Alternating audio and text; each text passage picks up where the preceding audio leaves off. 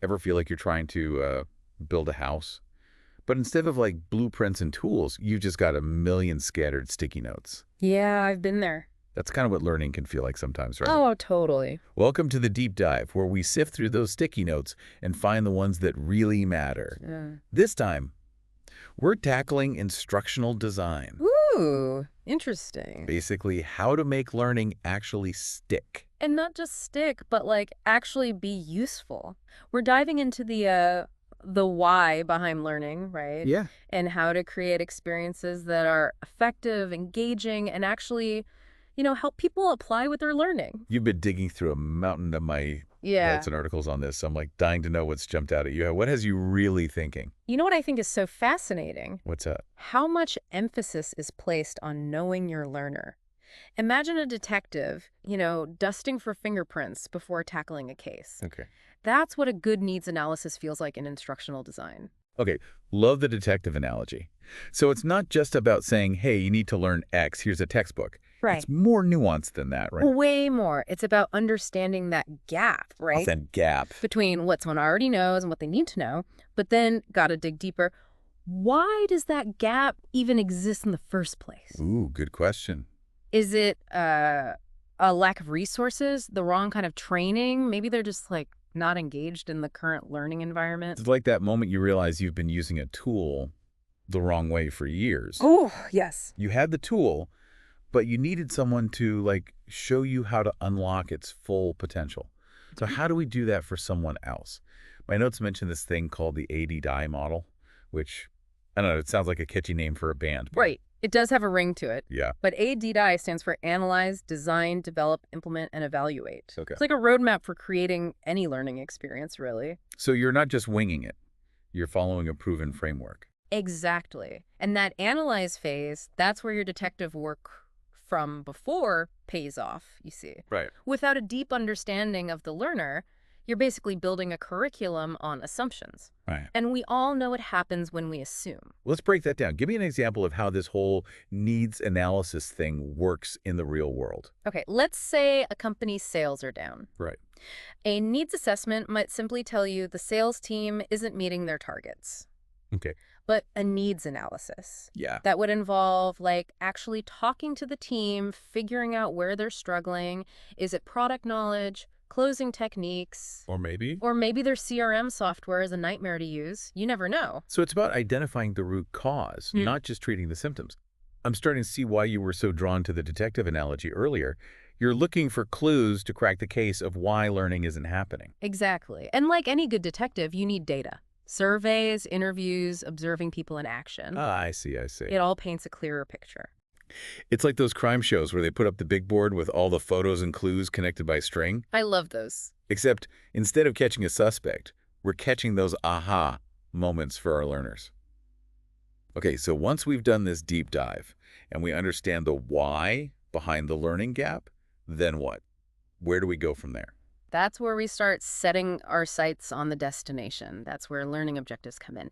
And this is where it gets really, really interesting. Learning objectives. So we're talking about that moment as a learner when you're like, I got this. What's the difference between a good one and one that just like sounds nice but doesn't actually get us anywhere? It's like saying, I want to be good at cooking versus I want to master like 3 classic French sauces. Ooh. One is vague, the other gives you something specific to aim for. I can see how that applies to anything, really. Exactly. Instead of, I want to be a better manager, it's, I want to learn how to give feedback that actually helps my team grow. Something like that. You got it. Strong learning objectives. They're specific, measurable, achievable, relevant, and time-bound. So that's a mouthful. Sometimes called SMART goals. You might have heard of that. Right, SMART goals. Yeah. Okay. Now, my notes also mention this Bloom's taxonomy thing, which, I don't know, it sounds kind of like something out of the science fiction book. It's not science fiction, but it can help you categorize different levels of thinking. Imagine a staircase instead of, a taxonomy Right. at the bottom step. You're just remembering facts. But as you climb higher, you're applying those facts, analyzing them, even creating something new based on what you've learned. So instead of just knowing the ingredients in those French sauces, you're experimenting with them, creating your own variations. Precisely. And when you're designing learning experiences, you can use Bloom's taxonomy to make sure you're not just asking learners to memorize, but also to, apply it in meaningful ways. We're not just filling up a mental pantry with ingredients. We're teaching people how to cook up a feast.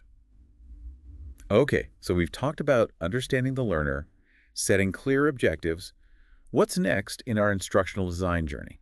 This is where we have to, think about how people learn best, the psychology behind it all. Okay, yeah, get into that. Cognitive learning theory suggests that learning is an active process. It's not just passive absorption, you see. So it's not about how much information you pour into someone's brain, but how you help them make connections and build upon what they already know. Absolutely. Remember that house building analogy from before? Right, yeah. You need a strong foundation before you can add those, fancy windows and a rooftop deck. Of course, yeah. It's all about providing the right scaffolding for learners to build their knowledge. We can't forget about motivation, though.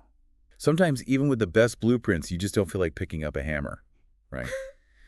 There were some notes in here about something called the ARCS model. Is that what this is about? Motivation and learning. You bet.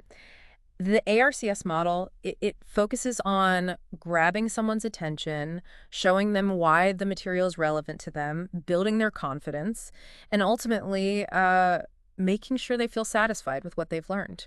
Okay, so let's break down each part of ARCS then. I'm particularly interested in the attention piece. Right. In a world full of distractions, right? How do we make sure people are truly present and engaged in the learning process? That's a million-dollar question, isn't it? Really is. It's about, tapping into people's natural curiosity, using storytelling, maybe even a little bit of humor. Yeah. Think about the last time you were hooked by a great presentation or workshop. Okay. What was it about that experience that captivated you?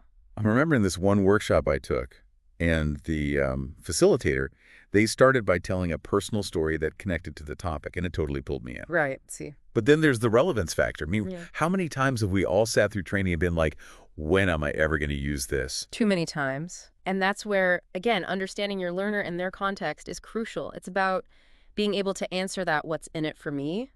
question right from the get-go. So it's not enough to just deliver the information. You have to frame it in a way that, resonates with the learner's needs and aspirations. You got it. What about confidence? How do we make sure people feel empowered to learn, especially when, tackling something totally new?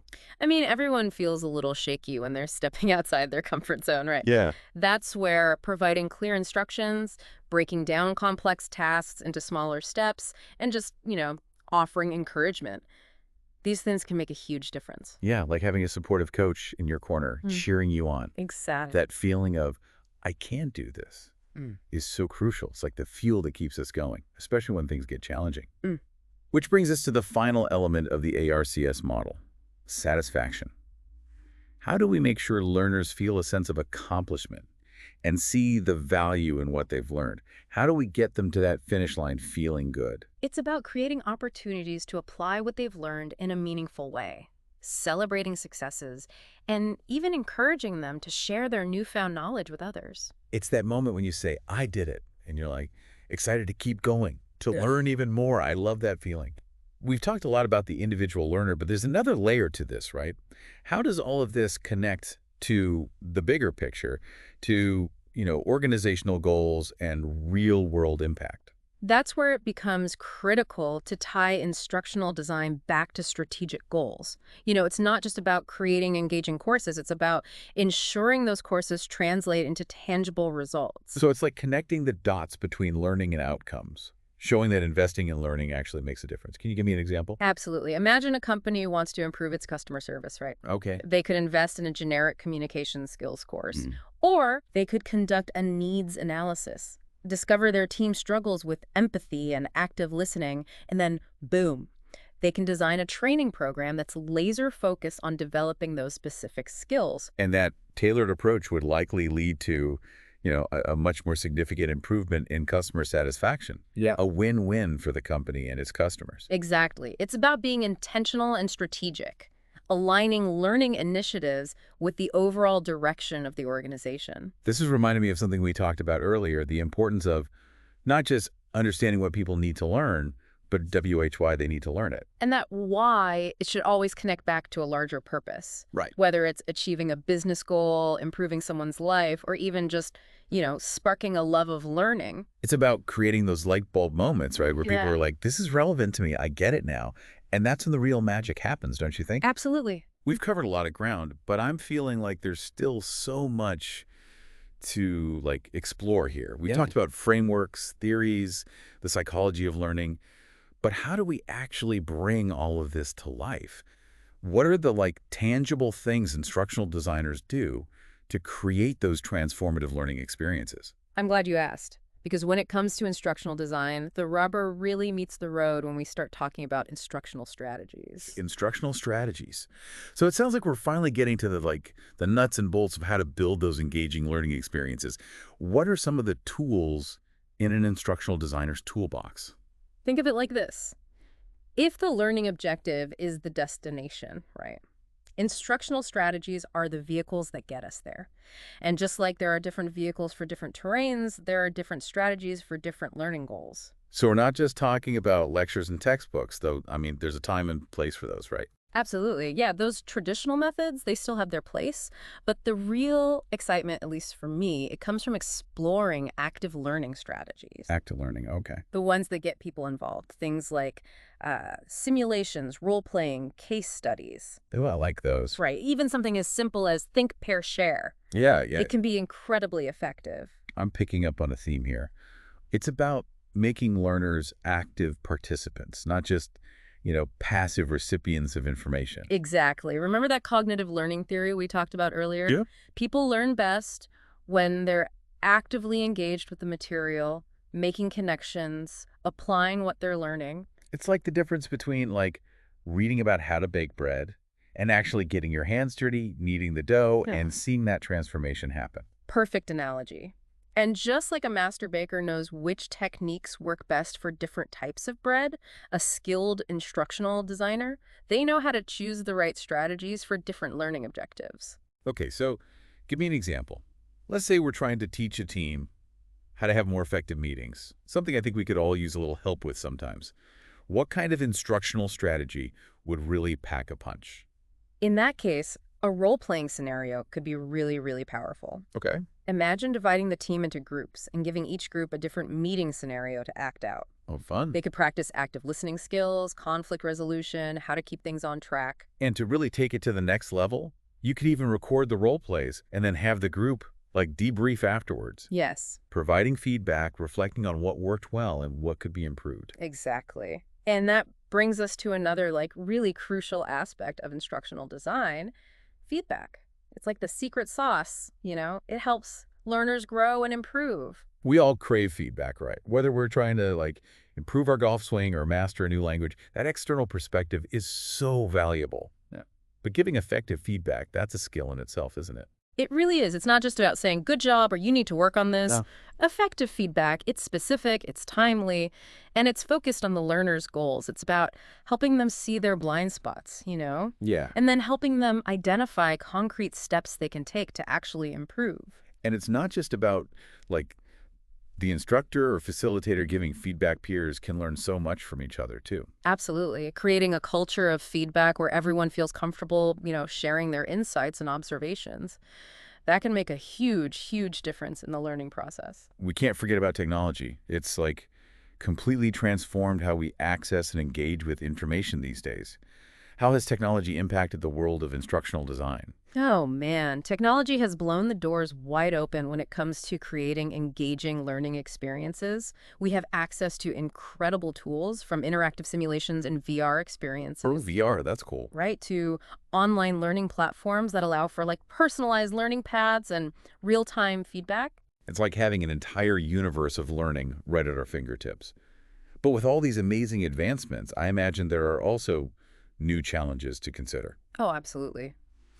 We need to be mindful of things like digital fatigue, accessibility issues, and just the importance of designing for human connection, even in a digital environment. It's about striking that balance, right? Yeah, Leveraging technology's power, but also staying grounded in the principles of how people actually learn best. exactly. And that's something that's like constantly evolving as technology advances and our, our understanding of learning deepens. Which makes me think that instructional design isn't just a profession, it's like a mindset. Ooh, I like that. It's a way of approaching the world with curiosity and a desire to help others learn and grow.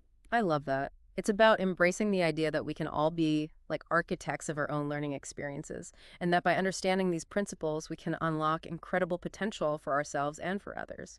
I couldn't agree more. This has been an incredible journey, and I feel equipped with a whole new set of lenses through which to view learning. Any final thoughts for our listeners before we wrap up our deep dive? If there's one thing I hope you take away from this conversation, it's that, effective learning, it's not about following some rigid formula. Okay. It's about being curious, experimenting, and finding what works best for you and those you're designing for. So, keep exploring, keep iterating, and never, ever underestimate the power of a well-crafted learning experience. On that note, we'll leave you with this thought. What's one small change you can make today to enhance a learning experience in your own life or your work? Until next time, keep those minds hungry and those learning adventures exciting.